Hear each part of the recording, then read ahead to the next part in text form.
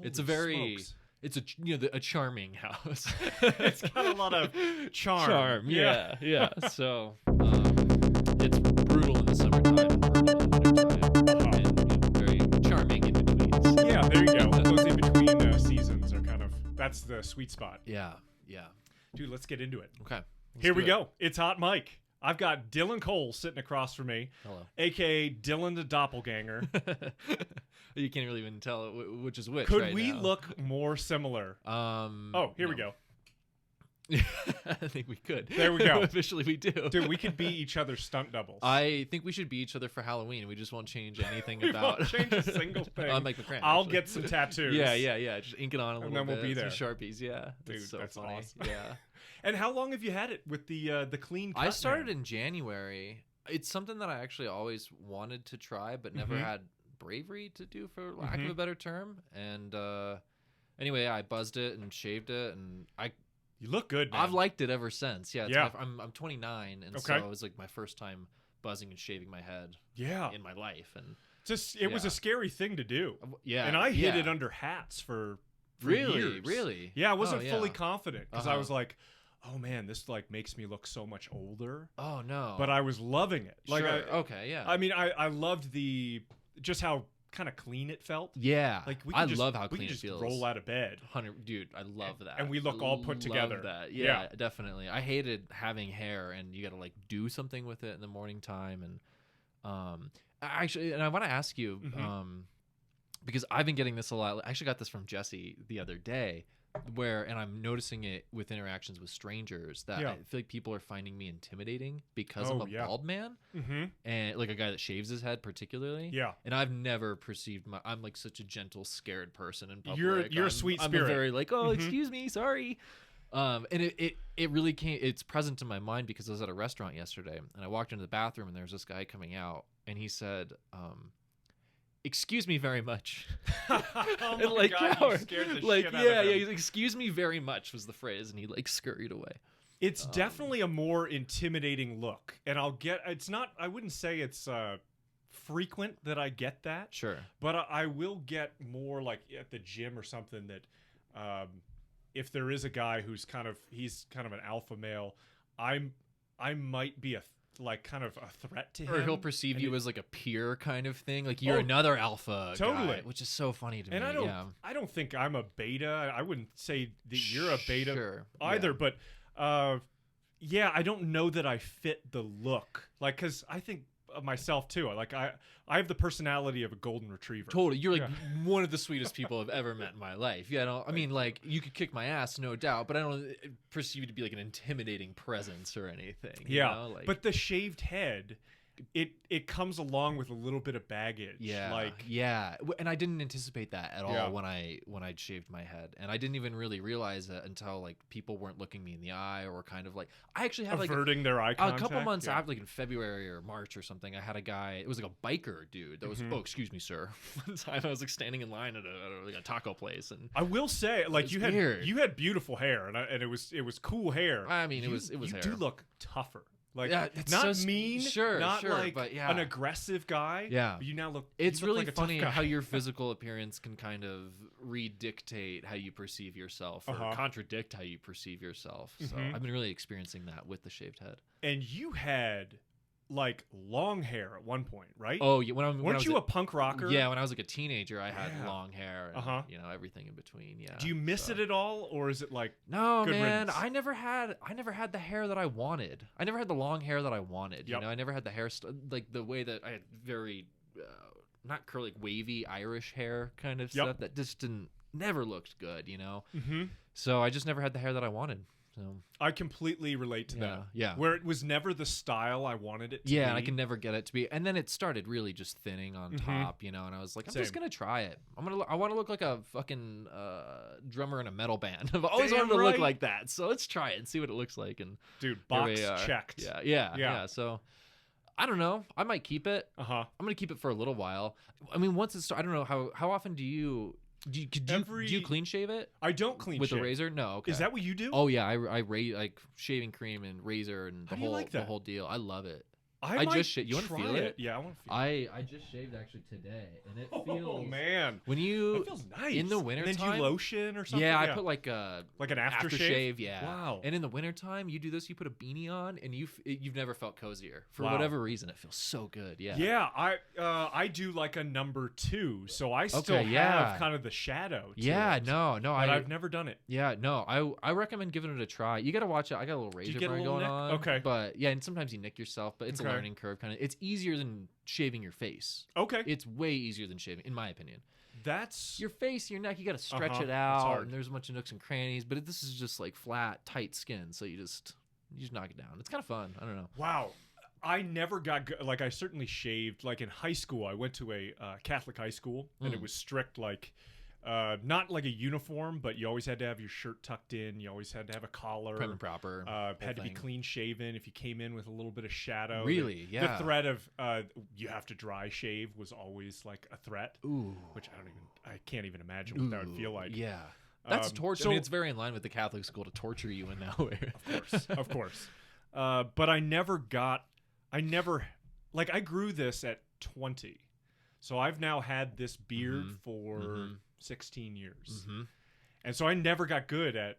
Did you? So shaving. you never clean shaved your face or anything? Really? I mean, like did, since then. Probably the last time I did it was like probably 18, 19 or something. No shit. So Yep. it's been a long time. It's been a long time. I don't So recommend it. I don't that's recommend why shaving your face. I'm intimidated by like the clean razor, like Oh, the yeah. straight razor on the head. No, don't be really. Yeah, Okay. It's not that bad. Yeah. If you just go really slow too, it's not that bad. You have to give me tips because I might want Totally. I want to try this. Yeah, that felt nice. Yeah, it feels good. And the first time I shaved my head, I didn't really do it the right way, and it was really like stubbly and felt like sandpaper, you know. Yeah.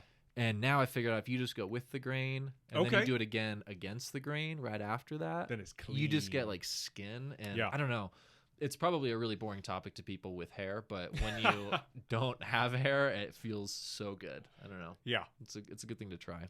Well, that's kind of how we feel, or like when we listen to somebody talk about how thick their hair is. And I we're know, Like, they're it's like, I can barely get a comb An through asshole, this. yeah. Oh, it's so yeah. I got it. Well, that let's see. I started buzzing my head back in 2013, and where I was looking at, like I was same with you. It was like it's not doing what I wanted to do. It never has, and I basically was like, well, if I can't have hair like Ryan Gosling, I don't want hair at all. Right. Yeah. Like I'm going Bruce Willis. Sure. I'm going Andre Agassi. Yeah, definitely. And it's become a look. Ooh, I'm curious if you felt this way at all. So it was way back in 2014. It was kind of maybe the start of the trend when people were like men were wearing their hair like this. Yeah, yeah. I was afraid people were like, I was living in Salt Lake City at the time, and I was living in a predominantly Hispanic and Polynesian neighborhood. Sure. And I was afraid that I was going to be seen as a skinhead neo-Nazi. I got one for you because Yeah. I shaved my head, I think, on January 5th for the first time, and the insurrection, January 6th, was like the next day, and I was like, God, no! That was the worst time to look like a goddamn neo-Nazi. Oh my God, that is rough timing. I mean, it was like, it couldn't have happened any other way, though. So, Yeah. yeah. So when you were in high school, were you like, now I said punk. Is Sure. that accurate? I don't think so. Okay. No. What were you guys playing back then? I mean, What we were were you into? we were like the reject metal kids. I feel like we were like maybe we were like the popular metal kids though. I don't know. I was friends. We played in like metal bands and Cool. you know, it, kind of in like the unfortunately like machismo side of that. Not really so much me. I was actually okay. I'm gonna step this all back. I was like an emo kid in high school. Okay. But that kind of got lumped in with the like post goth metal Yeah. kids kind of scene. So yeah, that's What were the bands that you were into? at that I mean, time? like post hardcore was like the genre of the day. I still like actually adhere that 2007 is one of the best years in music, just like in all of eternity kind of thing. Like incredible music was coming out at the time. Okay. And so like the screamo genre, Yeah. you know, predominantly. Yeah.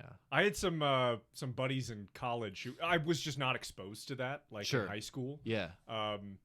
What's our age difference? So I'm 36. Okay, I'm 29. Okay. Yeah. So It's not too far Not apart. too far, but definitely But that's enough. I mean, like Yeah. probably when you were in high school, like you were in the middle or like the beginning of like goth, Yeah. like the goth vibe, like Mhm. The Crow and fucking Marilyn Manson and all Yeah. that stuff. Mhm. And when I was in high school, that we were on the very, very tail end of that being a thing at Okay. all, you know. So My influence, like my friend group, we were really hung up on our parents' music and their records back then. So we were Oh. really into and consuming classic rock. right, It was like that was almost a status symbol where it was like, wait a minute, you don't know who Jim Croce is? and It's we like, were. I don't know. I feel like we were almost in a rejection of our Yeah. parents' music. It was like, no, we have our own new thing, and like I think actually, like I came up in like a hair metal was its own thing, right? And I Mm-hmm. think that my teen years was like a new wave of hair metal kind of Okay. idea is how I would Mm-hmm. kind of Mm-hmm. I don't know, frame that sort of, you know. So I didn't see it until college, and it was like once my group of friends was expanding and my influence expanded. That's when I met some guys who were like, "Oh yeah, I'm in a scream metal Sure, band." yeah. And I was like, "What? Uh-huh. What's that?" But why? And yeah. Well, then they show it to me, and it was certainly my first reaction was kind of like, "Whoa, this is intense." And then Yeah. like you get into it a little bit more, and you're like, "Okay, well." Like almost everything, I like this, I don't like that. Sure. They're both part of the same thing. Yeah. You kind of got to pick and choose. Yeah. Um, And there's plenty Or- in the genre I don't Mhm. like too. Just like any genre, I feel like there's well, it had to be explained to me, like the art form of screaming. Yeah, right. And I was like, is this a skill set? And they're like, absolutely. Totally, yeah. Especially if you're doing a live show and you need to scream Yeah. tonight. You got to scream tomorrow night. I mean, yeah, there's vocalists that are career screaming vocalists Yeah. that are, I mean, I don't want to use the word athletes necessarily, but they've trained their bodies in a way to be able to do that in a sustainable way. And, Yeah. I mean, that's like any kind of vocalist. Did you do vocals? I did when I Uh-huh. early on. Okay. Yeah, I haven't screamed in a long time, and I don't have the muscles to do it right Yeah. now. But yeah, I did. I was in a really shitty metal band when I was like a freshman or a sophomore in high school Uh-huh. that I was the vocalist for, and then I played guitar in other shitty metal bands. And Okay. Did you ever play percussion? no, but it's really funny. And I keep saying this. It's funny. This is a theme that's keeps coming up. Is percussion, and I've been kind of thinking one of the greatest disservices that I've ever done to myself is not being a percussionist, because I am an innate percussion. Like I really believe. Did you ever play Skyrim or any RPG before? I know of them. I can Okay. picture them. Yep. I Skyrim, can actually picture Skyrim. I've Skyrim never played has it, a but- really great. I'm gonna answer your question in a way. Cool. Skyrim has a really great way of visualizing its skill tree, and so that you like literally look up to the heavens when you want to like level up, and there's 20 different categories. There's like smithing or one-armed fighting or different kinds of magic skills. Oh, cool. And it looks like a constellation with different little stars that kind of make a little shape corresponding to the category, right? Nice. And I definitely adhere to the fact that exists in our reality for everything. Like soccer has a skill tree, and podcasting, and like whiskey tasting, and Yeah. like knife skills when cooking. Like every little tiny minute thing has a skill tree Yeah. that you can sort of level up in your life. You can practice and you can get better at a thing, right? Mm-hmm. And I think that some people are predisposed to being better at some, like they come out of the gate at level 20 and out of 100 instead of, or they come out of the gate at level 5 compared to level 0. Yeah. Some So- innate ability. Innate They ability were definitely, gifted. yeah, it definitely is within, for different things. Like some people are better orators than other people. They're just predisposed to being better at that. And my point is I've never pursued percussion, and that's one of my biggest regrets on myself. Because I know that I have that innately inside of me, but I was Yeah. never the percussionist in a band. I was always the guitarist or the vocalist or a bass player. Mm-hmm. And actually today, that's why I was saying that it's weird you bring this up, because I brought a Vic Firth practice pad, Yeah. and some sticks, so I could just I want to learn how to play the snare first, Okay. But I mean, I can roll on my right hand really well, but I can't roll for shit on my left hand with so sticks. interesting. But I have I have it inside of me, and it can flow out of me Yeah, you whenever do. I want it to. Uh-huh. But I've never professionally pursued it. I don't know how to Yeah. say I've never actually actively pursued it. Anyway, so Yeah. You just know it's kind of a talent of yours. yeah, I know that it's inside of me. But it's like an Yeah. underdeveloped Yeah, talent. yeah. Interesting. So anyway, it's weird you bring it up because Yeah, I want to pursue percussion now, actually. So It's such an achievement when you are able to train your non-dominant side of your body. If you are really strong right-handed and you get very proficient at something left-handed, it's such an incredible, like, it's almost like breaking through a barrier. Sure. Just as you're saying, like, rolling with your left hand is so much more challenging than with your right, where it seems like this is what my hand was meant to do. I think of it like I was kickboxing today. Right. And I was really working on my left roundhouse kick because I still feel like it's dog shit compared to my right roundhouse kick. Right, I get that. Yeah, I totally get that. Whereas I've trained my upper body striking, where my left hook, I'm definitely right side dominant. If you're right side dominant, does that mean that your left hand is forward? It is in your typical stance. Okay. Yeah. So your power hand is back. Sure. So it's kind of ready to fire off the power strike. Whereas this is prioritizing like speed and this is so the lead hand is the way I like to think of it and teach it is it's like a measuring stick. So it shows you how far you are from your target. Totally. Okay. Yeah. That's why the jab is so important to set up. The jab is kind of the key to everything that comes after it because it's a rangefinder. Yeah. Right. Right. You're kind of feeling out what you can do with this hand, right? And some guys, and I'm working on a better teep kick, my front leg teep, which is just a front kick. It's like a leg jab. Sure. Like you're jabbing with your leg and you're thrusting your hips. Yeah. But I guess the point is my left hand, I've trained it so well that I have a stronger lead hook than I have like a rear hook. Like I feel more comfortable doing it, but it's from like really practicing it. Right. But the roundhouse, but the lower half of your body doesn't feel as symmetrical. Yeah. I remember training with a buddy of mine, and he made a comment about it. He's like, man, that right leg is lethal. The left one's just a little awkward. But your left one's kind of like a noodle. I'm like, that hurts because I know it's so true. Yeah. Fuck, man. Yeah. It's weird having your body being two separate halves, right? And it's like nobody feels symmetrical in their capability. Like writing is a great example of that. But I've played drum sets, like being in bands. Sometimes you gotta like, no, I gotta express my idea. Like, let me show you what, like, and so you jump on the kit and you try to play it. So I played drums a tiny bit, like probably less than like 10 hours cumulative in my life. And it's all about limb independence. That's what it's all about.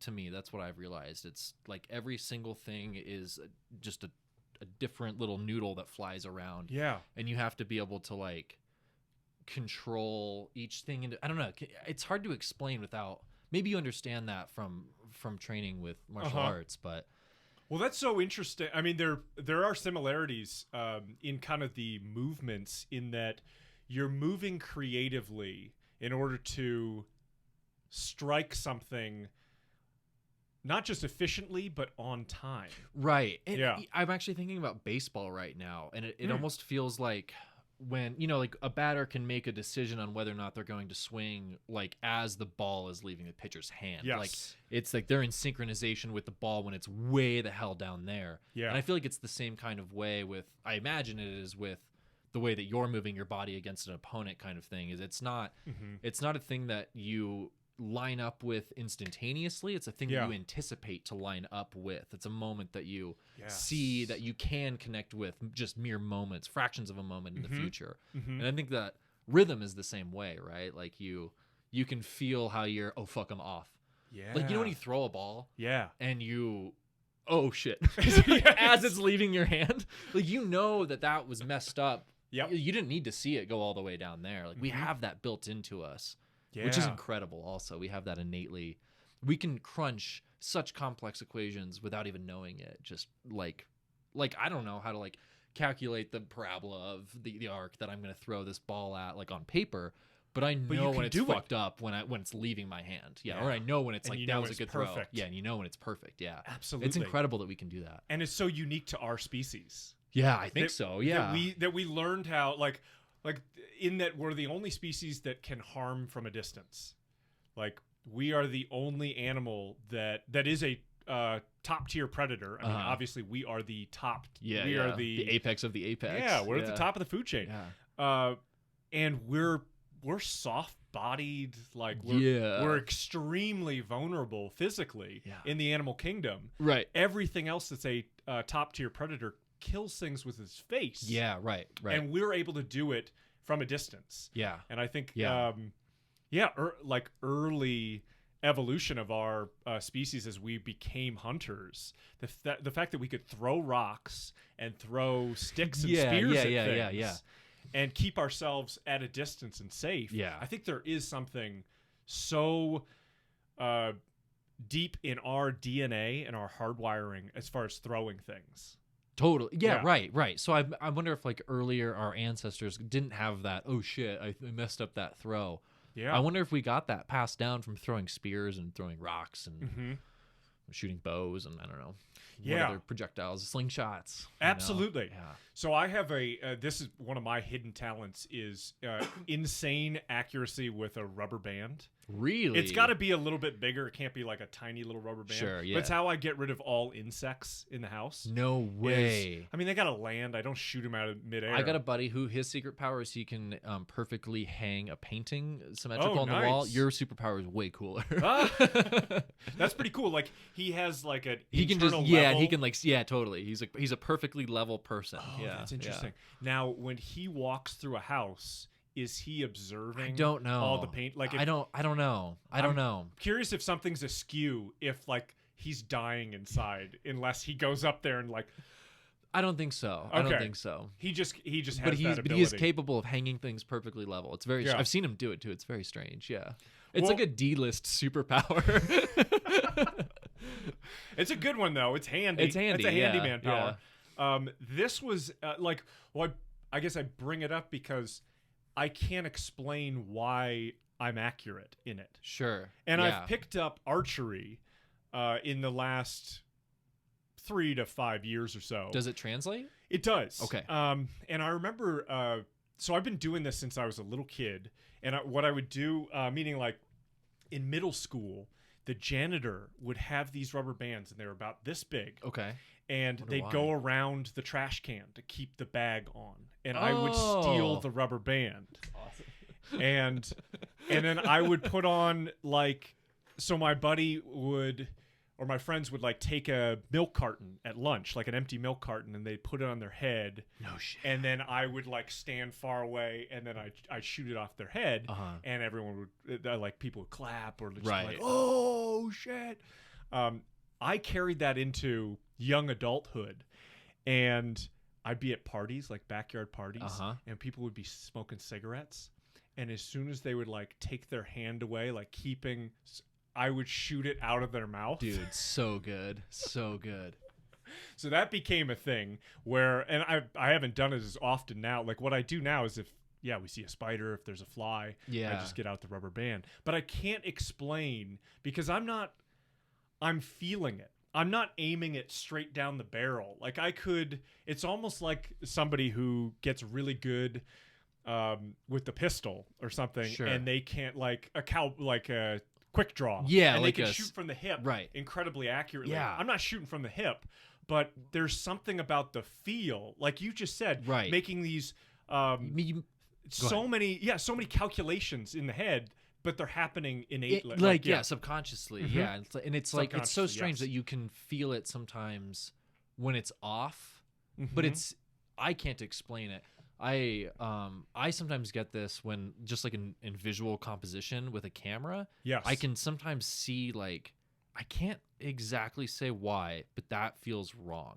Ooh, yeah. And there's like little checkpoints in composition that makes sense, right? Like you can get here and that feels good, or you can get here and that feels good. But if you're in the middle there, for some reason that feels wrong. And it's not a tangible explanation. I feel like a lot of people have that with just being able to feel things out, like with their weird innate skills. You know, I don't know. Though I don't think that one is innate, because like when I first started off, image composition for me was atrocious. I was terrible at it, and now I can kind of feel it better just purely through practice. Whereas I feel like you're saying you were sort of born with the sort Maybe. of like you were born Hawkeye, like you were born with accuracy with a rubber band.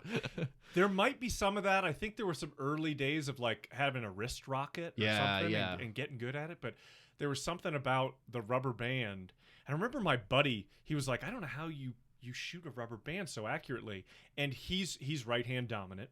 And he would anchor the rubber band on his right finger and draw back with his left hand. Okay. And I was like, well, how would you draw back on a bow and arrow? And he's like, oh, I do it exactly the opposite. So the authorship is coming from the dominant hand, right? Same with I didn't realize that. Like throwing a punch. Like this is just how I think of it, is I put the dominant side of my body to the rear, and that's actually what that's I'm the same lining thing up that you and would do aiming. with a bow, With a right? bow. I would do the same thing as well. Yeah, absolutely. When I've shot archery, Yeah. it's the same idea. You pull back with your dominant hand. Right, yeah. Uh-huh. This makes me think of, and it's kind of contradictory, but I'm goofy stanced On when a on a skateboard or snowboard. Okay. Yeah. Okay. But like when you were a kid and you would find an ice What does that mean? That's it's a right foot forward. Right foot forward. Yeah, okay. right foot forward. Good. And regular stance is left foot forward. And then I'm trying to think what I would be. I think I'd be left foot forward. What they tell you to do is there's one of two things. I think what you can do is like we could stand up. Is there a push technique? Yeah, and I push you back, and Yeah. it's like whatever leg goes back, like that's your natural stance supposedly. I don't know if that's true. Okay. And the reason I don't know if it's true is because you remember when you're a kid, or maybe you do this as an adult, when you see like a slick of ice and you run, you slide on it. Or like on an ice rink, you go and you slide on the ice on your feet. Or you're wearing socks on a hardwood floor. Yeah, exactly. Yes. Yeah, same idea. When I do that, I'm regular stance. So when I'm riding skateboard, my right foot wants to go forward, and I feel really weird being in switch stance and regular. Okay. But if I'm running on socks on hardwood floor, my left foot goes forward, and I literally physically cannot do it with my right foot forward. Incredible. And it doesn't make any sense to me because it's still like the mechanism of sliding, but for whatever reason, my body refuses to do it when there's not a board there. Okay. In the same stance. Okay. I've never been able to and I've asked a podiatrist about this one time. Like, you're a foot guy, maybe you know. And he had no idea. So. This is your specialty. I got a skateboarding question for you. You got a foot fetish. You can probably answer this question for me. Do you still ride a lot? No, not at all, huh? No, Okay. like 0%. Yeah. I mean, as a teenager, when you're dabbling in all of the things. Were I you like definitely tried to skateboard?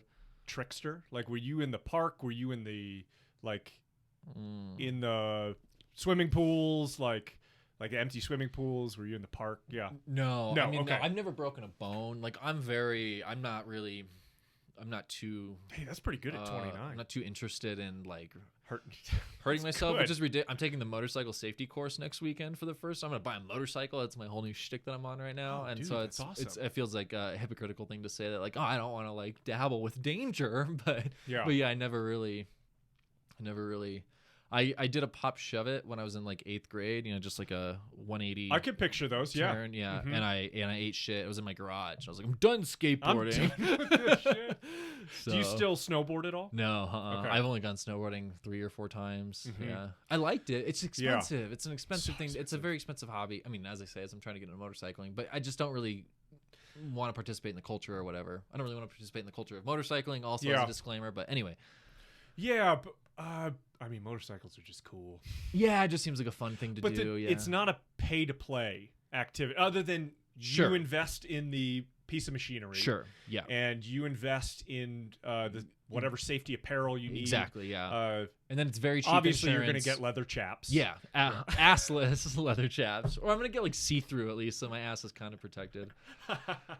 And then you have really cheap insurance, and you have really cheap gasoline. Mm-hmm.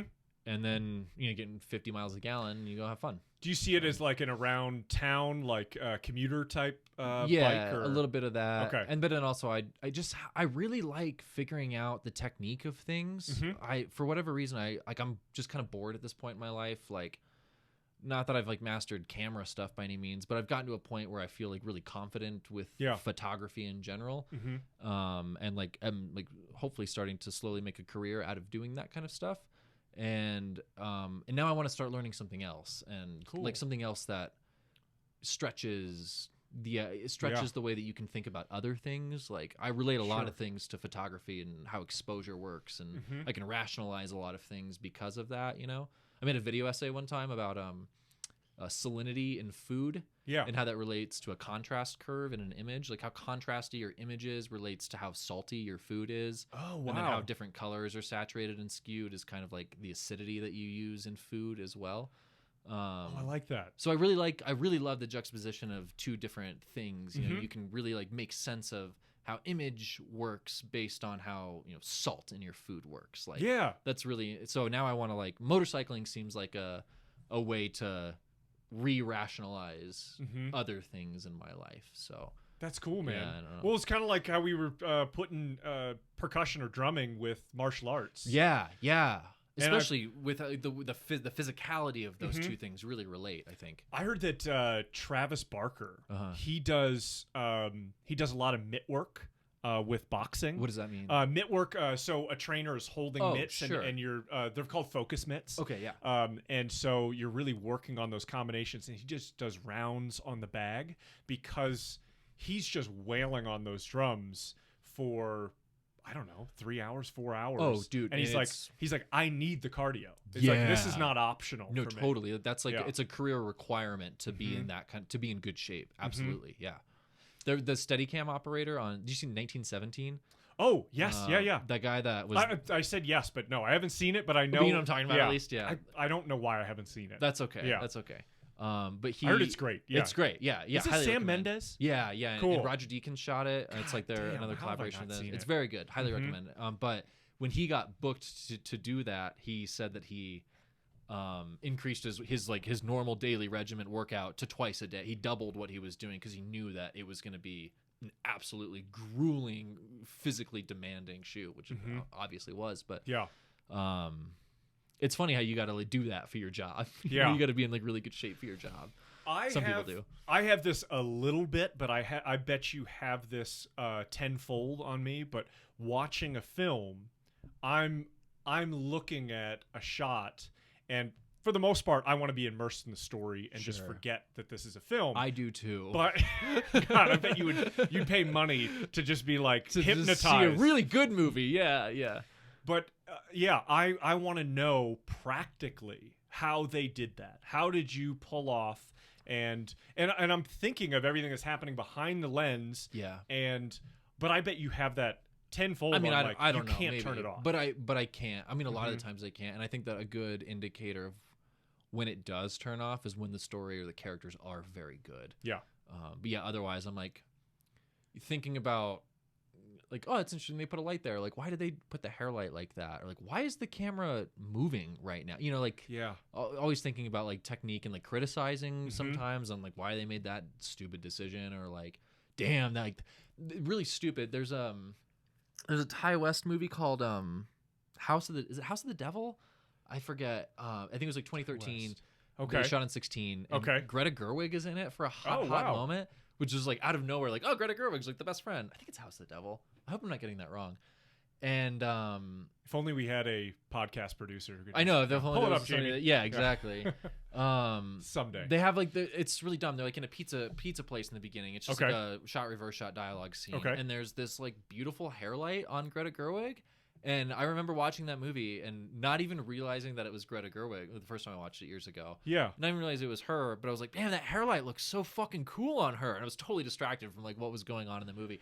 And I watched it a year or two ago, and I was like, that hair light's like just a hair light. It's not that like, I don't even know why I was so distracted. But anyway, it's I get so caught up in technique and all that bullshit, and it's really distracting sometimes. But how did you get into the art form? Like, was there like because you're a musician in high school. Sure. Were you also a camera enthusiast or a filmmaking enthusiast? No, that came later. Definitely. It's really funny. Dario, who was on the show, we went to high school together, and it's funny that Dario's the guy that got me into filmmaking. Cool. But before that, years before that, we were in a photo class in high school. And I talk about this sometimes, like with friends, like, I have no idea how I expose an image properly, because I learned how to actually, like, I learned the exposure triangle when I was like 23 or something. And I have no idea how I like actually produced an image on a piece of film in high school and like developed it and like blew it up, and Yeah. I have no idea. I learned it's really strange. But Dario and I had that class together, and we ditched all the time, and we got A's in the class. I know that we did, like we did it all right. But anyway. And then years later, Dario was going to SCAD in Savannah. And when he'd come back during the summer times, he'd want to make movies with somebody. And I didn't really know what that meant, but I was totally happy to like hang out and drink beer and like, well, let's make a funny thing. I don't know. Yeah. And we never made really funny things typically. It was always like no sound, like a song that would happen, and like a dramatic thing, like an edgy dramatic thing as us as younger men trying to be edgy or whatever. I can relate to that. Yeah. But then we needed videos. Sound. Then we need to like have sound. So I was like, cool, like I'll figure out how to be a sound guy, whatever that means. And I got a broom pole, because a boom pole, I realized like I don't want to like put too much money in it. So I got a literal broom pole, and I got a shock mount, it's like a mount that kind of suspends the microphone. Oh, I can picture it. Yeah. And I got one of those, and I attached a 1/4-20, or it must have been a 1/4-20, just like this attachment right here. And I duct taped it to the end of the broom pole, the broom stick. And then I screwed the shock mount on, and I got this little Rode NTG2, and I slid that in there, and I got a Zoom, but it was an H4n. Okay. It was like an older model. It was like the one that everybody used to get back in the day. It was like a standard. Oh, cool. A standard field recorder. It was like a two channel recorder, and I got a fanny pack to put that in. We would try to make little skits and shit, and I would like get way too close, like trying to broomstick my way in to get the mic in. So yeah, I got into total doing DIY, sound, very like a hyper DIY, and nothing we made was particularly good, but it was the early stages of trying to figure out how to just do it, because it's weird, like. We know, I guess Dario had formal training. I didn't have any formal training in any of it. But it's a process, right? Yeah. Like it's a process that you have to do, and you have to fail a lot at, like in the moment, until you get a good take. Very seldom do you get the right take the first time, So, totally. Yeah. Well, and it's a art form that you can learn. We kind of need to learn on the job. You need to be doing it. You do. Like, you could have a PhD in film theory. Doesn't mean you can make a film. No, and it doesn't mean that you can even really properly communicate with people on a set. Right. Which is one of the biggest parts. The thing, I talk about this a lot with what do you do for a living kind of thing, and it's like, I like working like film and video stuff. We do like film and video production, and a lot of times I feel like that's like glorified for some reason. Like, that's so fucking cool, wow. But at the end of the day, I'm a manual laborer. Like, I move heavy shit. Yeah. For like the entirety of the day, we move heavy shit in demanding, shitty environments, and it's not like fun most of the time. Like, there's a lot of people that like try to get into it are pretty quickly discouraged from how shitty the work actually is. So it's hard. It's work. hard. It's some of the hardest work I've ever done, and it's a lot of the time it's really unfulfilling too. So it's weird that something like that gets glamorized in the way that it does. I don't understand that. It is cool. It is absolutely cool what you're doing. Sure. But to think that like outweighs how difficult and the sacrifices that you have to make to actually create this thing. Certainly if you're crew, especially you're not sitting in a director's chair just looking at the monitor. No. Like you are. It's standing for maybe 13 hours in a day, just standing, maybe more. Yeah. And then it's like, you move a bunch, you unload the truck or whatever, and you put a big pile of stuff and you build it all out. And then a producer is like, I know can you move it all over there and then up the stairs? Absolutely. 100 can totally do that. Have it done right away. So it's just like a lot of that, It's like, and then you're like, another day in showbiz. Yeah, super fun. Yeah, but I really wouldn't trade it for the world. So that's really good to happy hear. with it all. Yeah, I'm glad. Yeah. I'm glad that's a good fit for you. I always think back to something that Quentin Tarantino said about his experience at the Sundance Summer Labs. So I got to work for the Summer Labs for several seasons, and one of the greatest pleasures of my life. And you're in this box canyon that is the Sundance Resort. There's only one road in, one road out. It's isolated. Yeah. You don't. You're not passing. There's no one passing through. Right. If you're there, you're there to be there. Yeah. Exactly. There's no gas station you're stopping off to fuel up. Yeah. It's like you're in the mountains and you're in this town because you're there for a purpose. That sounds really nice. So it was, and the purpose was to make film or to nurture films. Sure. Now Quentin, he brought Reservoir Dogs to Sundance Summer Labs in 1990 or 91. I think it was 90. And really you're selected. It's a screenplay that is it's being worked on. It's not ready to be a feature film. It's not ready to go into production. And you're selected and you get to work with professionals. Sometimes they're people you've admired for years and years. And for Quentin's experience, he got to work with an advisor in Terry Gilliam. And this is Terry Gilliam, 1990 Terry Gilliam. Yeah. Like he's at the peak of his creative power. Yeah. And Quentin was such a young filmmaker. He'd never made a feature film of this magnitude. He'd done a smaller film, and I'm forgetting. It's like somebody's birthday party. Oh, I don't know. He did it with Roger Avery. Very, very small, low budget thing. But they sold True Romance, and with the money he made from True Romance, he said, "I want to make a movie." You just reinvested it basically. Exactly. Yeah. I'm gonna invest this back into my career, into myself. Yeah. But when he was at the resort, I've always loved this story. He was trying to be good at everything. He was trying to be not just the writer-director. Totally. He wanted to be the camera. He wanted the camera. Yeah. Yeah. And he's over there with the sound engineer. Totally. And he's trying to do all the lighting or whatever. And it was Terry Gilliam who said, he's like, "Hey, as a filmmaker, this really does take a community to make this film happen. Right. What you need to work on are your communication skills. All you need to do is to be able to communicate your vision to someone else, and then they're a professional. Let them do what they're good at." Yeah. He's like, you got to trust in your team. And he's like, there's a skill set in building out a team where you're like, God, we've worked together on 5 projects. Like I know what she's thinking before. Like we just read each other's minds. And this is perfect.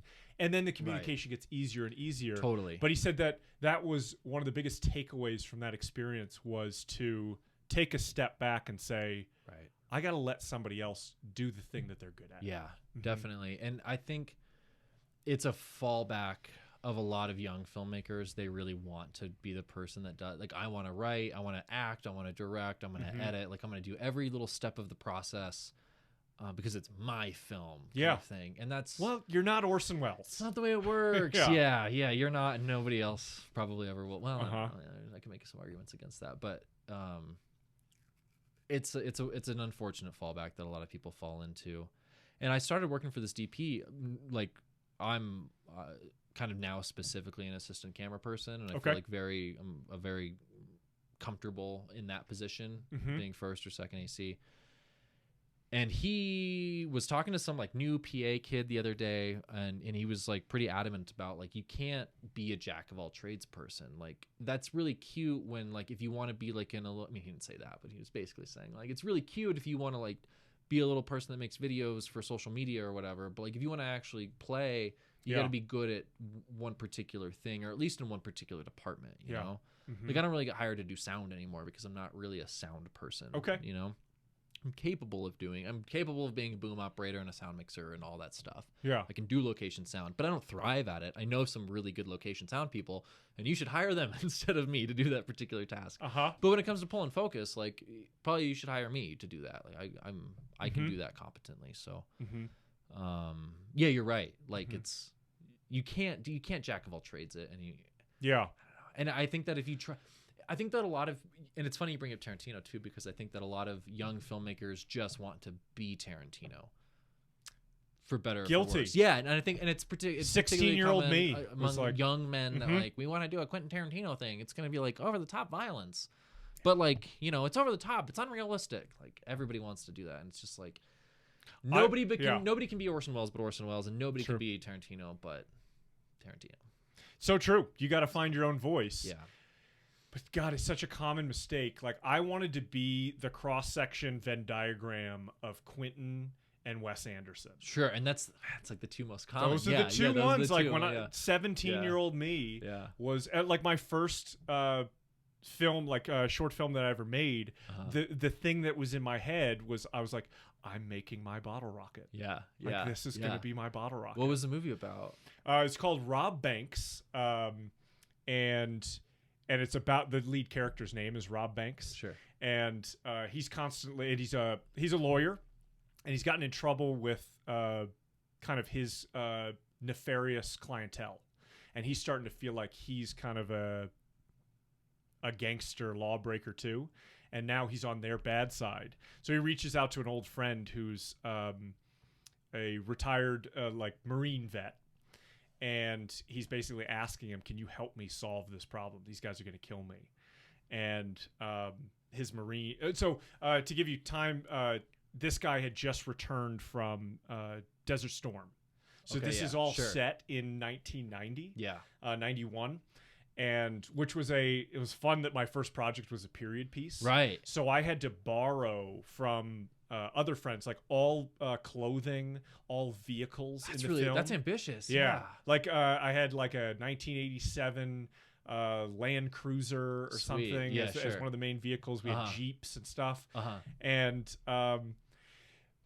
the script, like, it was my writing. The script wasn't right. It wasn't there. Like I think technically I'm proud of it. Like, I did a lot of the camera movements that I wanted to and everything. But the vision, the story itself wasn't really like what.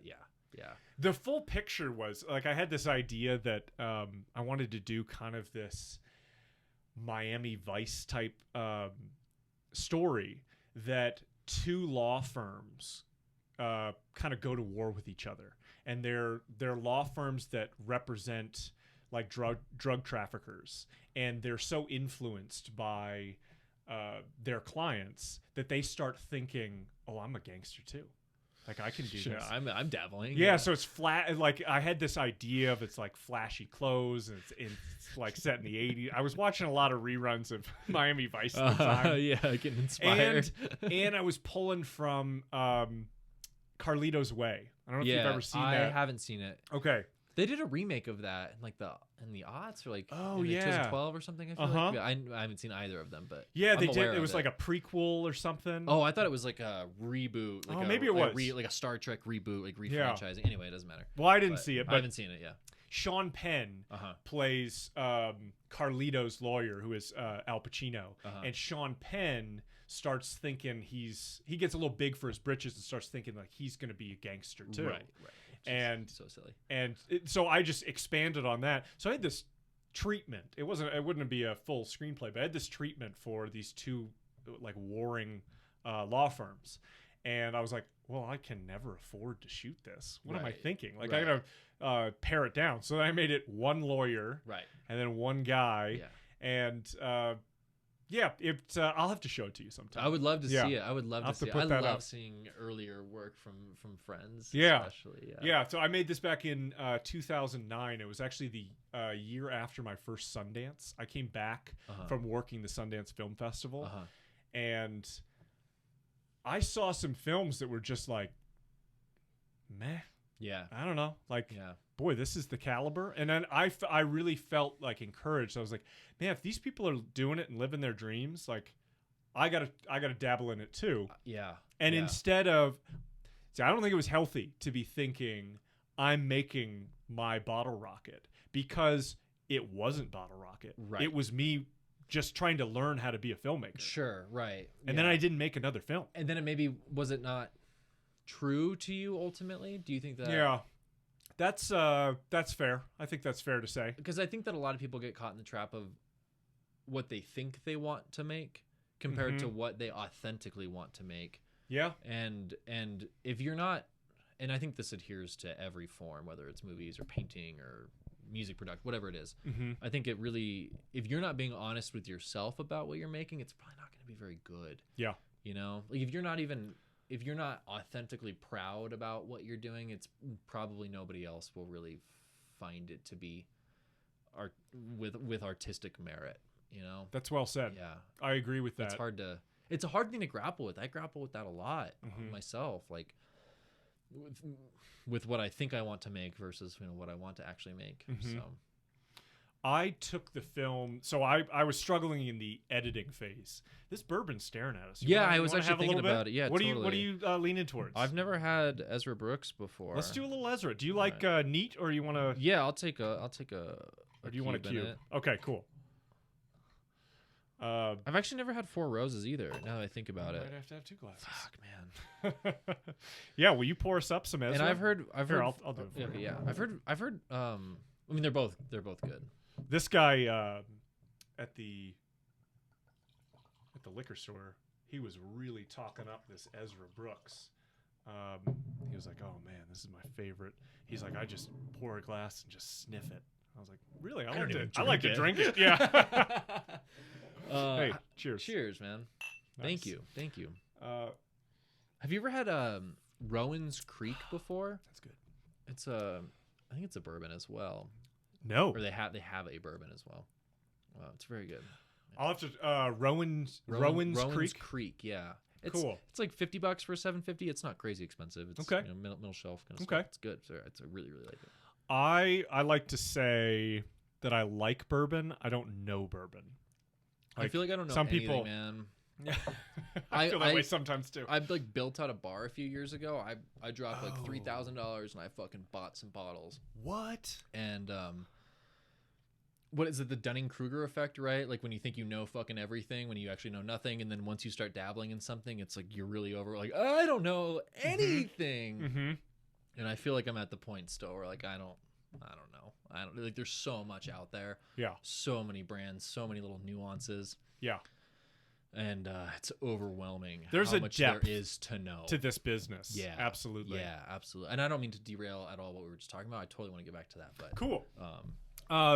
So I was struggling in the editing of Rob Banks. Yeah. I didn't know how to put the story together. Totally. Had a buddy who had his brother was a professional video editor who lived in New Jersey.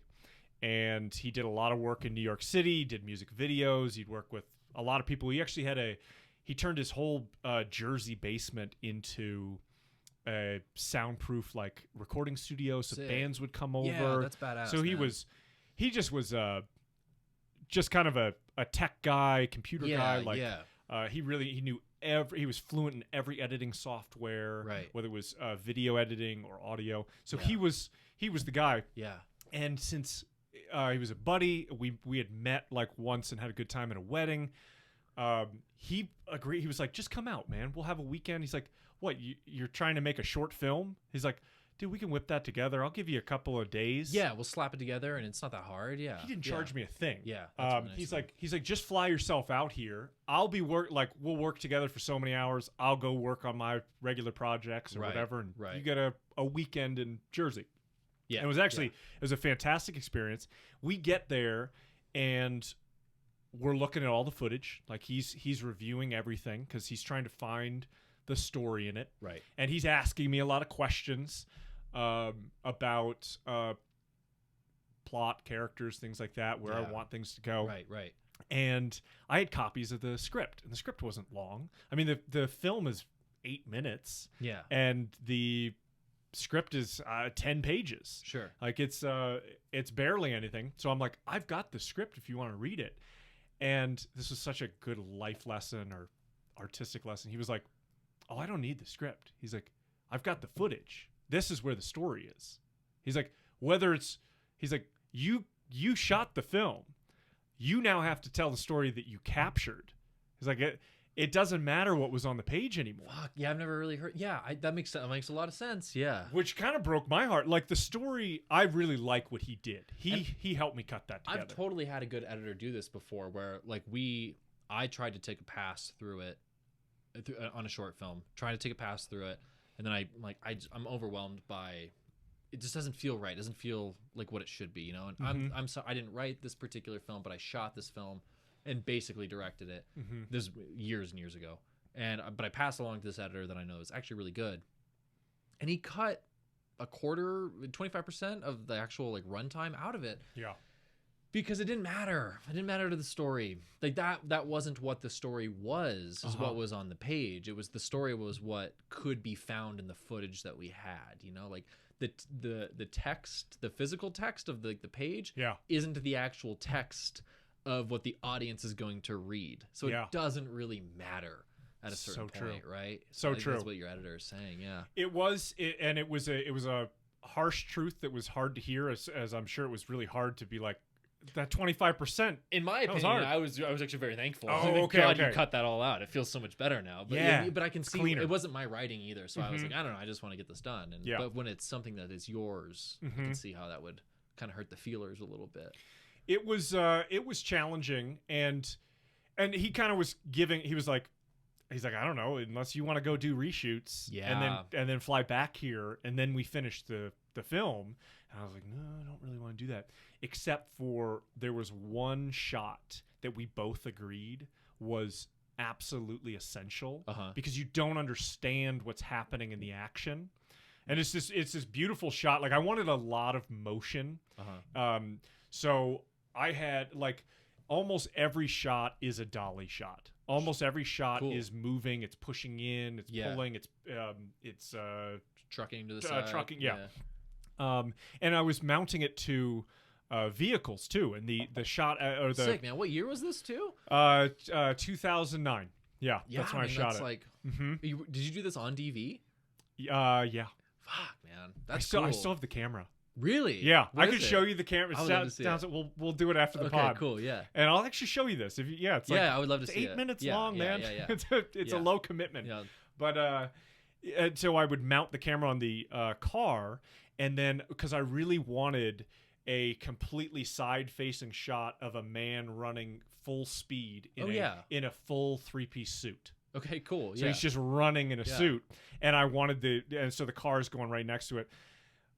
Well, my camera couldn't shoot enough, and then I'd slow it down. Oh, but I wasn't get a high enough frame rate. I wasn't shooting at the high. I wasn't shooting at the frame rate that I wanted. It did what it could do. So it doesn't look how I wanted it to, but it's close. Yeah. But in the editing room, he was making a very good point. He's like, you don't know what he's. It makes no sense that he's running, and I wanted it to make sense. So he's like, you have to do a POV of what he is running after, or this is not going to play. Oh. And so I went back, and it's months later. You can, like, this is kind of, you're seeing how the sausage was made. So even when you watch it, you'll be like, oh, yeah, this is a different season. Right. Like, you shot this in the spring. Totally. This is clearly the fall. You can see, like, in the big movies when they do reshoots, an actor's hair is, like, longer than it was in the, in the initial principle. It's so funny. Oh, man. One of my favorite examples of that is Cocktail. Have you ever seen that? Yeah. I actually joke about Cocktail. Like, look at me, I'm Tom Cruise in Cocktail. Like when I'm like totally fucking everything up. Yeah. Oh my god, I love that movie. Yeah, I haven't seen it in so long. There's like the end scenes. He has, let's see, I think he's got like almost a mullet coming in. Really? Where the rest of the movie he's like it's really tight and clean shaven. I haven't seen it. I don't even know when I've seen it. It's been that long. Is it a good movie? It's fun for its era. Like I mean, you see my collection here. Totally, man. Definitely, I could definitely not say that all these movies are good movies. Right, but I love them. Yeah. There's something special about them. Yeah, I think that's important. I think that's enough to justify their existence. Like, as it needs that. But yeah. I reference it every now and then. I remember showing a movie to an old girlfriend, and it ended. It was trying to think what the movie was, but she was mad at me at the end, and she was like, "You said that was going to be you said that was a good movie." Oh, I said, "No. I said I like this movie. I didn't say it was good." And I have was pissed. I have like an opposite of that. It was Boogie Nights. And I was like, no, this movie's fucking incredible. We should totally watch it. And we watched it, and she's like, I'm sure it's good, but it's so sad. Like, why are we watching this? Oh, totally. Because it's so good. She was mad at me for forcing her to watch Boogie Nights that night. Well, the arc of that movie, I mean, you go from him being kind of this desperate dishwasher with this God-given gift in his enormous pants. gift, yeah. And he's kind of, I mean, he doesn't really know how to use his gift. Yeah. And he's somebody trying. comes in and tries to. Yeah. And then you see this rise to fame, success. That was a great erection pun you just made right there. His career rises. Yeah. And then you see his downfall, which is utterly just miserable. Perfectly tragic. Yeah. Mm-hmm. Yeah. Sorry, what was the movie you said that she was mad at you for? I'm trying. Okay. Have you ever seen Run, Ronnie, Run with David Cross? No. Okay. So it comes out of a skit from Mr. Show. Yeah. Which was David Cross and Bob Odenkirk. Yeah. And they had a character that's kind of the original Joe Dirt. Okay. So he had this big fake like mullet, and he'd always be getting arrested by the cops. And then the movie is he gets popular because their fake show that is basically making fun of cops, but it's called Fuzz. Oh, sweet. Yeah, that's great. Instead of camera crew goes to a different city each week and film and like follows the cops. Ronnie, the criminal, goes to a different city each week and gets arrested by the cops. So you're following a character. That's an incredible spin. Isn't that great? Yeah. It is a hilarious movie. Sure. And some of the best like celebrity cameos. But she was. It wasn't her. Yeah. It wasn't her cup of tea. She probably just didn't get it. No. Honestly. And I mean, I felt bad. I wasn't mad at her for not liking it, but I was mad at her for being mad at me. I was like, hey, swing and a miss, babe. Yeah. So sorry. Totally. They can't all be bangers. You know? Like, I tried to watch with my current girlfriend and the person that I also watched. What was the movie I just talked about? Boogie Nights with. Yeah. I've forced her to watch so many movies. God bless her soul. And there's one. I was on a Soderbergh kick for a while, as I hope to continue to be at some point in the future. But I'm currently not on a Soderbergh kick. Okay. But I was like, we gotta watch like all of Soderbergh's movies. And I really wanted to watch The Girlfriend Experience, which features the porn star Gray. Sasha Gray. Yeah. It's gonna be like experimental and fun. Like, well, it'll probably be like really. We got like 20 minutes into it, and I don't shut off movies. Like, I'm a big believer in like pushing through and like the full experience. Just look for the authorial intent, and let's laugh at it at the very least. Mm-hmm. Turn that piece of shit off. Like 20 minutes. Okay. Was so bad. Her performance was terrible. It was so bad. So don't recommend that. Okay. Well, I'm a huge Soderbergh fan, but I've not seen all of his films. That's certainly one in the not seen list. I haven't either, but don't even waste your fuck. However, do spend your time watching the serial version of The Girlfriend Experience. It was like on the Starz Network, and it stars Riley Keough, who I think is one of the living legends. She's Elvis's granddaughter. Whoa. She's in a shit ton of movies. You've seen her before. Okay. She's an incredible actor. Yeah. And it's the same story, but it's not an hour and a half long. It's 8 episodes that are an hour a piece or whatever. Okay. And it's on like the Starz Network or whatever, so it's still associated. It's still like the same IP as like The Girlfriend Experience. Yeah. And they did that first season, and now they've anthologized it. So there's like a new girl playing the girl that is like the sex worker that is doing the sex work to put herself through law school. It's Mom and Dad, I'm becoming a sex worker. Who the new girlfriend is in it or whatever. But the first season's fucking incredible. Highly recommend. Is Soderbergh attached to it? He's like a producer on it. He's like EP or something like that. Yeah. Okay. Because it's like his production company that is funding the whole thing. But it's Riley, and then there's a couple other people. Shane Carruth is in it, the guy that made Upstream Color. Okay. He is in a couple episodes as an actor, like as a character. Yeah. And then I think he scores it as well, or produces it, or he's associated somehow, some way. Okay. So it's just like a bunch of talented people working on it. It's very, very good. So I'm saying like, fuck the movie, but the series is very good if you ever do see I got to look into that.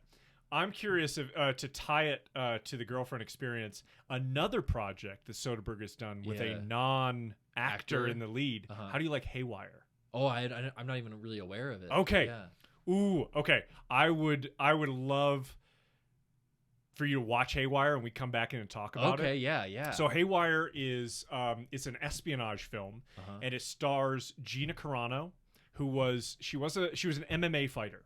No, She's beautiful. She's beautiful. Now I've heard about. Yeah, sure. But She I definitely don't know has- anything about the movie. Yeah, she's in like Deadpool. She's been in. She was Right. in The Mandalorian. Yeah, I know who you're talking about. She Yep, got a I know little who- hot water. I know with who you're some- talking about. Yeah, Yeah, some yeah. rough tweets Yep. she made. Yep. And she does well enough. Uh-huh. Like it's not. I mean, I've seen The Mandalorian. She's a Yeah. decent actor. Yeah. Yeah. Like, she does an all right job. It's not yeah. bad. Yeah. It's not Meryl Streep, but it's like Right. You're right. good. Yeah, Like I'm but convinced. it's more than passable. Yeah. Absolutely. And then her supporting cast is incredible. It's like all of the leading men. It's Ewan McGregor, it's Channing Tatum, it's Antonio Banderas, it's Michael Douglas, Fuck, man, just like all these heavy hitters. Yeah. Michael Fassbender. Uh-huh. It is Damn, dude. it is fantastic, and this is great espionage, and it's maybe the best example of like she's kicking these dudes' asses, and it's absolutely believable. Yeah. Like that guy was incapacitated by that leg kick. Yeah. And then a left hook. Like it's like those are real strikes. This is not. I mean, they don't need like a stunt. They don't need a consultant on set to tell you what would actually incapacitate somebody. Right? Like she knows innately totally as an actor. That's incredible. And it's Steven Soderbergh taking his shot at doing an espionage thriller. Cool. And I think one of the best aspects of the storytelling is in no way does he treat his audience as unintelligent, as stupid. What he's doing is he's okay if you are lost in the weeds. So there's a lot of the movie that is Cool. about the bureaucracy of hiring like private contractors who are going to go out and do this mission with Sweet. and a lot of it is about negotiating money where he's and you're kind of lost. You're lost in the moment, but you're like, but I know that I'm supposed to be. Right. Does that make sense? No, absolutely. Yeah. Yeah. I felt that way in movies before. I'm like, I know that I'm not exactly supposed to know what's happening right now, but I could because you're respecting me enough to sort of tell me that you're trusting me that you're going to take care of me later. Yes. Right. Which I love that. I respect that so much Me more too. than Me a too. director who is spoon feeding you. I fucking hate yeah. when everything is spoon fed and then they tie a neat little bow on the end of it for you at the very end. Like You're like, come on. I hate that. This is not how life works. Yeah, This is not how right. And don't reflect that in the stories you're telling. Like, don't fucking lie to me, man. Like, Yep. that's mean. Mhm. You're being a jerk. You're hurting my You're a- feelings. You're a mean You're man. a mean man. Yeah, I think that that's one of my favorite of his. That's kind of a below the radar. Right. Bill Paxton also in Is it. also in it. It might have been his last movie. R.I.P. Another, I haven't seen it in years, but Side Effects is another one of them that I feel like was What's like that a, it's like a fucking everybody is not who you think they are kind of.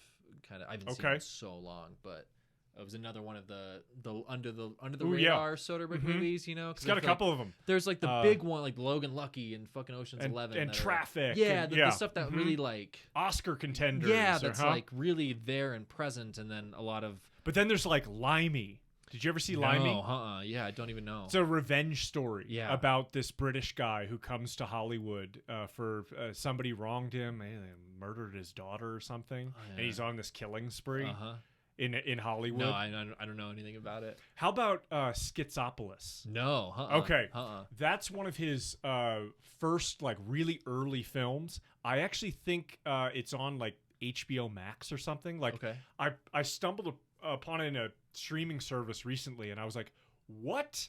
I forgot about this. Yeah, I forgot about it, and I've also not met anyone who's known of this movie. Sure, yeah, it's so I don't weird know about it. Yeah, There's a whole part like to call it like there's no way you could call this a narrative, not even a traditional like Cool. it is. Yeah. It is a feature-length experimental film from Steven Soderbergh.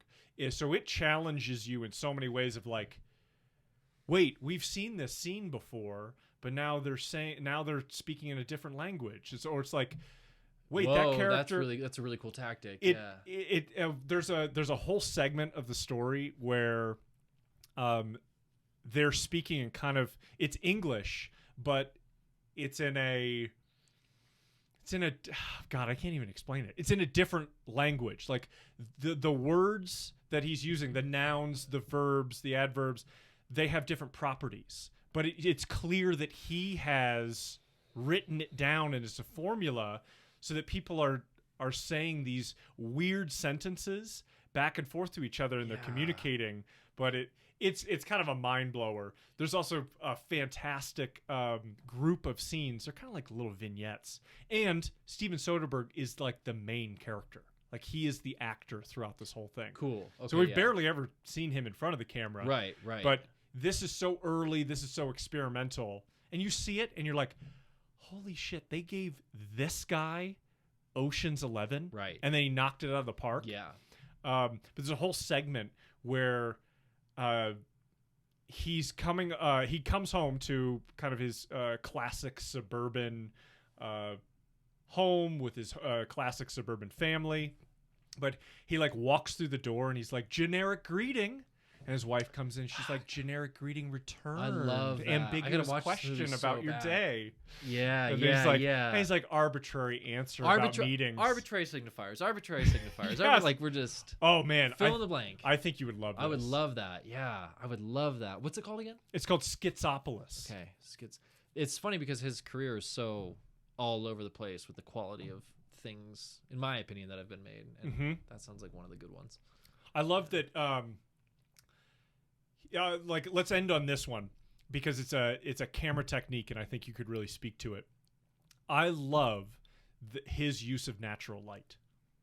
Okay. Like, have you like I've heard this, and I wonder if you've noticed it, that he very rarely, like we've got lights set up in here, he so rarely has like a light kit brought in. Right. He wants you to be near a window. He's like operating camera. He's very present in it all. So. He blows out his images. Right. Like they are like the whole background is just white. Fuck it, we'll lose it. Yeah. Just expose for them. It's fine. Yeah. Which is like for a lot. Yeah. What do you think of that? Like, I mean, I think it's a brave thing to do a lot of the time. Mm-hmm. And I think that if you can't ND a window, then like you gotta expose, and you want to expose for the skin tone, then you do that. Yeah. But Soderbergh straddles the cheap line. I feel like a lot of the time, where it's like that feel like I think he makes cheap films but I mean like cheap in feeling too. Okay. But not in an intentional way. Yeah. I think Unsane, the movie that he shot like all on iPhone about the woman going crazy maybe or whatever, was one of those where it was like very gimmicky and it didn't feel, I thought it was bad. I thought it was like qualifiably a bad movie. Okay. Like not part of his good section of the things he's made. When you have like a bare bones crew and then you're trying to be the person that does all of the roles like he likes to do, you start putting yourself in a corner on what you're technically even able to do. So I think it's like, well, we don't have a director of photography and he didn't hire a gaffer. So it's like, so we don't have ND to put on that window. So we're just going to have to let it blow out and we'll just call it a creative decision at the end of the day. And it's like, I don't know, for a lot of people, that's totally fine. I think for like and maybe it's fine for me too. I haven't seen the movie, so I don't know like the particular setup or anything, but I think for like sometimes for a more critical eye, it's a little bit more. It's like, well, yeah, I see what you did there, and it's like you cut a lot of corners that day because you had to, because you made a lot of bad decisions before that because you wanted to be the person that was doing everything. Soderbergh, I think, to me at least, is like the person that I have a lot of admiration for that wants to do everything. Yeah. Typically, I think that's a bad idea for a lot of people, but he's one of the people that like that's fucking badass. You run your own camera. Yeah.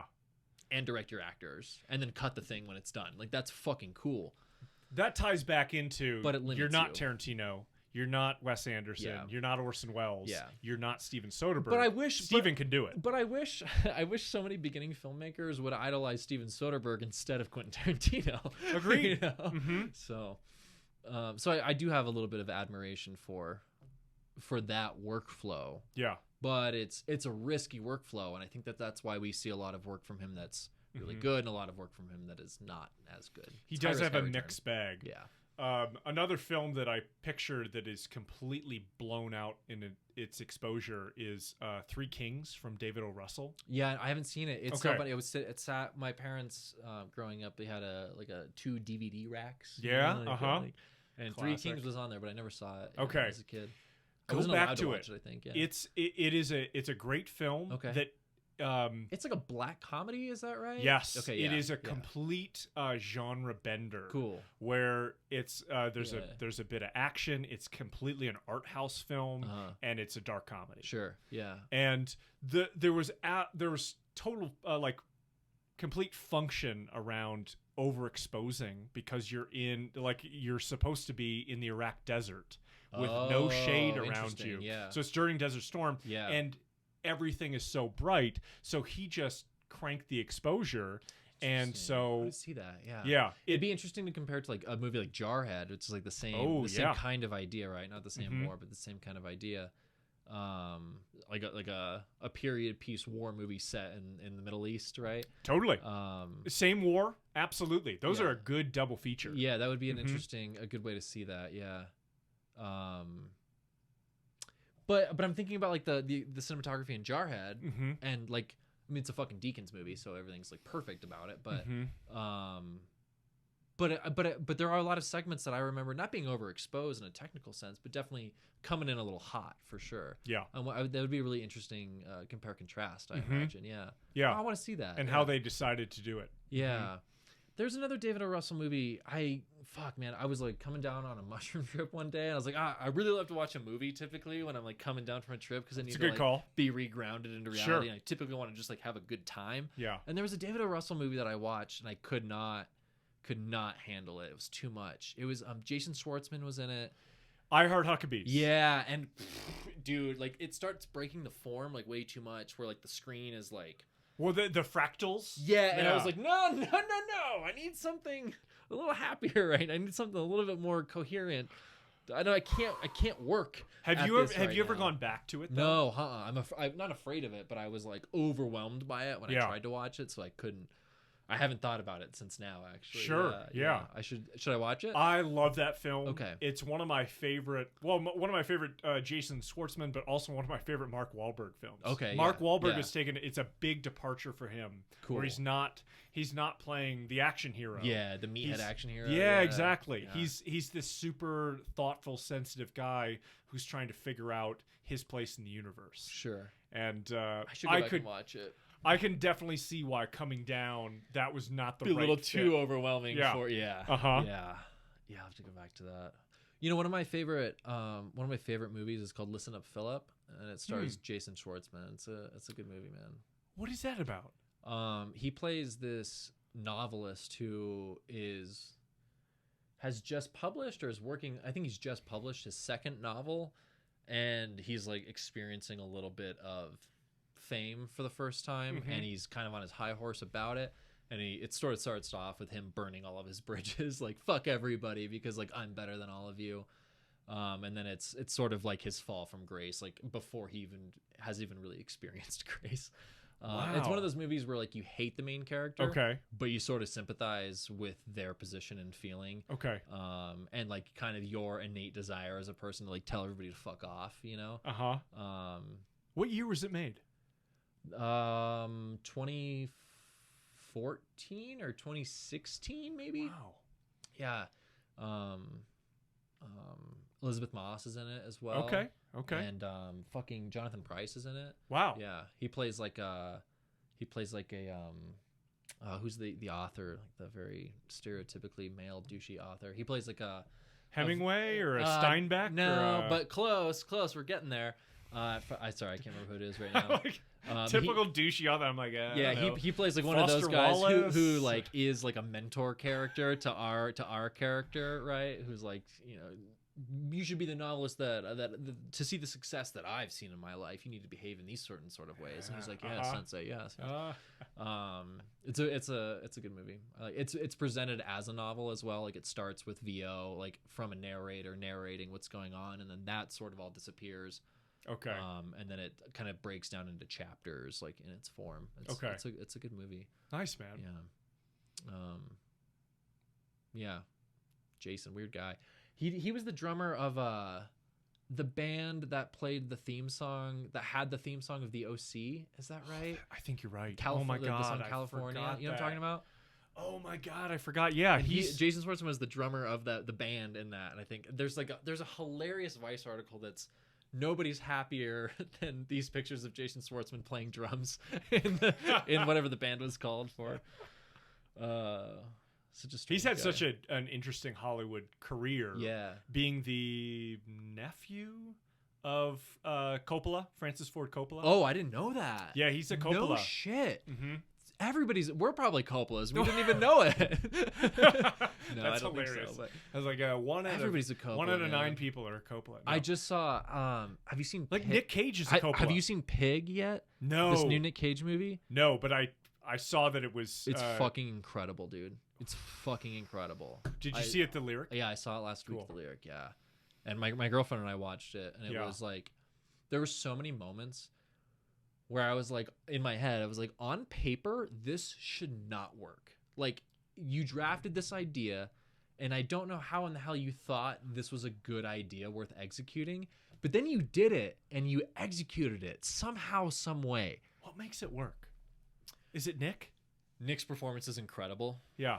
But I think it's Nick. Nick Yeah. has made The production is super tight, though. Also, you can tell the production has a lot of heart in it. Mhm. They shot on a Panavision system, and it has like a really particular, painterly look to it, if you will. Okay. And it's the story's tight. Like they came Nice. in with a lot of intent, I can tell, and they what's in the edit is I think what they truly intended to do. Though I heard the first cut was like an hour. It's an hour and a half. It's a tight hour and a half. I like that. The first cut was like 2.5 hours. So they did a lot more. They overshot it probably. Yeah. In a good way. They overshot the story, not the takes. Okay. So they got what they needed, and it's tight. It's good, man. I think it's unfortunate that Nick Cage has done so many absolute Steaming piles of shit. turd movies. Yeah. That you forget what a good What an actor he is. Incredible actor. An incredible he is. actor. Yeah. Raising Arizona Yeah. is Yeah. one of my all-time favorites Yeah, man. of his performance. Yeah. I watched that. I watched that. Wild at Heart. I've never seen Wild at Heart. That's one of the. It's a Lynch movie, right? It's a Lynch It's film. One of the Lynch movies I That haven't seen. is fantastic. Yeah. He is complete. You know what's great is because it's Lynch. You get the unhinged. I mean, just in the way that Raising Arizona, he's unhinged Sure. as H.I. McDonough, but he's unhinged within the bounds of Coen Brothers. And the logic of a Coen Brothers movie, Totally. right? Which is a very specific thing. I loved that the tagline of that film is a comedy beyond belief. Uh-huh. It's like, yeah, you're watching like a Roadrunner, Wile E. Coyote type film. Yeah.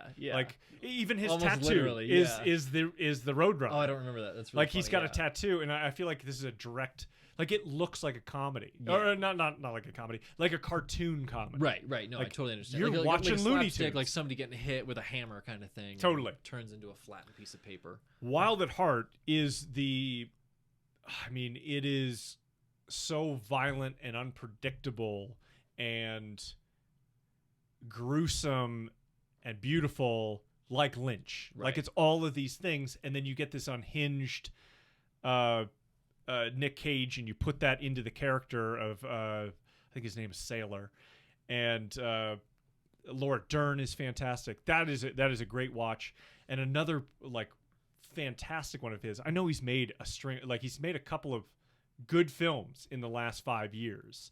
Yeah. But he had a stretch where he was just like he wasn't Where he finding was just the right making money. projects. He Yeah, was he's simply just making. He's like, I got a private island to play for. Like I got bills. I got some mistakes I got to make up for. Yeah. Another great one, I think, Scorsese with Bringing Out the Dead. I haven't seen that either. He's an ambulance driver, and it's fantastic. He's addicted to they're doing all nighters, and it's supposed to take place in Hell's Kitchen, New York. Sure. So it's like the worst place to be emergency services. Yeah.